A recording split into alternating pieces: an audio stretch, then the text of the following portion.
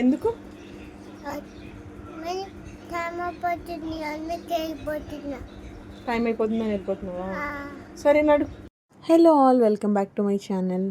ఈరోజైతే పాప వాళ్ళ స్కూల్లో యాన్యువల్ డే ఉంది. So we're all set to go. వాళ్ళ నాన్న ఇక్కడ లేరని నాకు కష్టంగా ఉన్నా నేనైతే నితన్యాన్ని తీసుకొని అమ్మని తీసుకొని స్కూల్కి అయితే స్టార్ట్ అయిపోయాను. సో ఫస్ట్ వెళ్ళి తనని తన క్లాస్ టీచర్కి ఇచ్చేసేయాలన్నమాట నేను. కానీ అక్కడ ఆ ఎన్విరాన్మెంట్ అంతా చూసి అస్సలు వెళ్ళనంటుంది. First performance దీనిదే. నితన్య అని పిలుస్తున్నారు వాళ్ళు, ఈమైతే అస్సలు వెళ్ళట్లేదు. ఈ బుడ్డిది మాత్రం అస్సలు భయం లేకుండా ఎంత బాగా చేసిందో. ఆ రోజు షో అంతా కూడా అదే ఎత్తేసింది.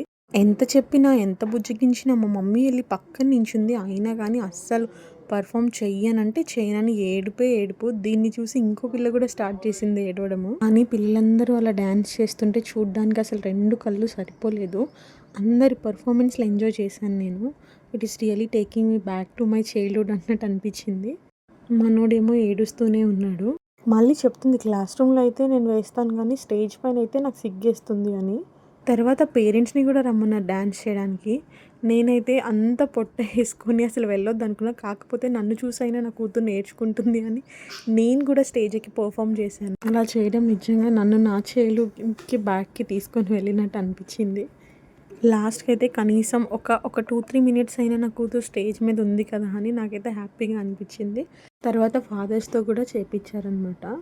ఇంకా లాస్ట్కి పార్టిసిపేషన్ సర్టిఫికేట్ ఇచ్చారు అందరికీ. అప్పుడు మాత్రం స్టేజ్ మీదకి ఎక్కడానికి రెడీగా ఉంది నా కూతురు. మీ పిల్లలు కూడా ఇలా ఉన్నారా ఎవరైనా?